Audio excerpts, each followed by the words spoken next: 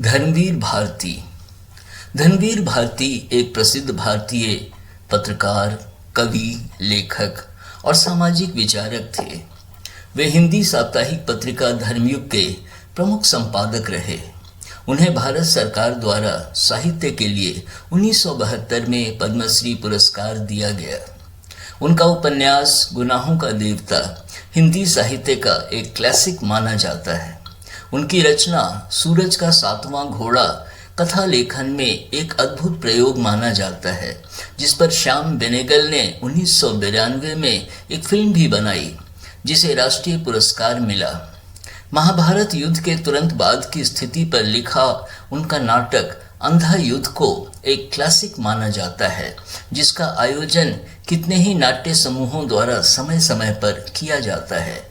नाट्य लेखन के लिए उन्हें 1988 में संगीत नाटक अकादमी पुरस्कार दिया गया।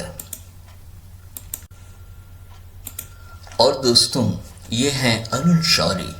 अरुण शौरी एक भारतीय अर्थशास्त्री, पत्रकार, लेखक और राजनीतिज्ञ हैं। इन्होंने विश्व बैंक में अर्थशास्त्री के रूप में, भारत के योजना आयोग में सलाहकार के रूप में, समाचार पत्र इंडियन एक्सप्रेस और द टाइम्स ऑफ इंडिया में संपादक के रूप में और श्री अटल बिहारी वाजपेयी की सरकार में सूचना और प्रौद्योगिकी मंत्री रहे। इन्हें 1982 में रमन मैगसेसे पुरस्कार और 1990 में पद्म भूषण मिला। इस्लाम और ईसाई धर्म पर लिखी अपनी रचनाओं के लिए ये विवादों में रहे हैं।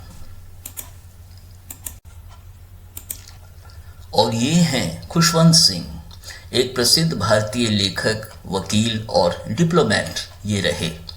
1947 के भारत के विभाजन की त्रासदी पर इन्होंने 1956 में अंग्रेजी में प्रसिद्ध और विवादास्पद पुस्तक ट्रेन टू पाकिस्तान लिखी, जिस पर 1998 में फिल्म भी बनी। लाहौर उच्च न्यायालय में ये एक वकील के रूप में 8 वर्षों तक प्रैक्टिस करने के बाद इन्होंने भारत की आज़ादी के बाद भारत के राजनयिक के रूप में कार्य किया।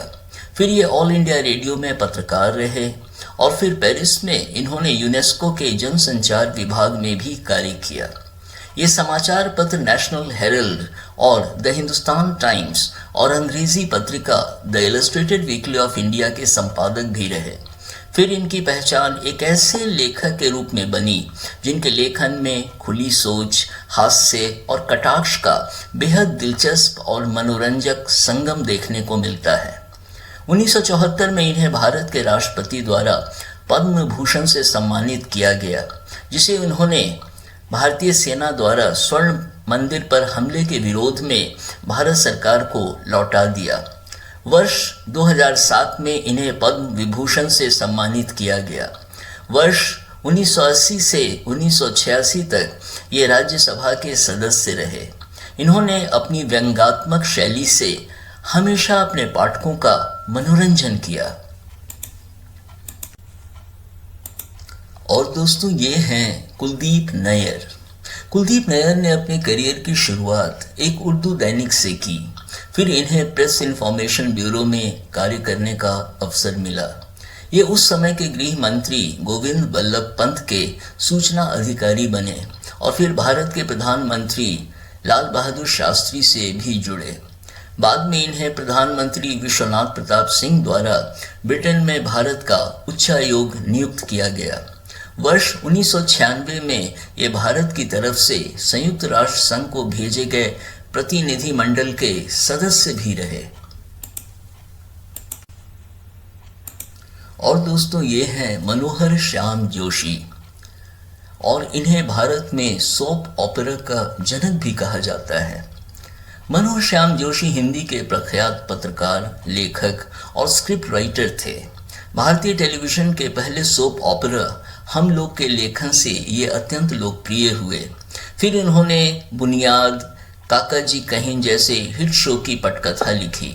इनके उपन्यास क्याप के लिए साहित्य अकादमी पुरस्कार से इन्हें सम्मानित किया गया। इन्हें रोमांस, हास्य और व्यंग्य को समान रूप से देखने की इनमें क्षमता थी।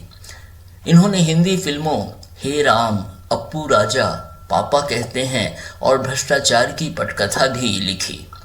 इन्होंने लंबे समय तक पत्रकारिता की और ऑल इंडिया रेडियो दिल्ली के हिंदी समाचार विभाग में इन्होंने कार्य किया और फिर भारतीय फिल्म डिवीजन में कार्य किया और अनेक डॉक्यूमेंट्री की स्क्रिप्ट भी इन्होंने लिखी। हिंदी पत्रिका दिनमान के ये संपादक भी रहे और बाद में हिंदी पत्रिका साप्ताहिक हिंदुस्तान के भी संपादक ये अपने समय में रहे।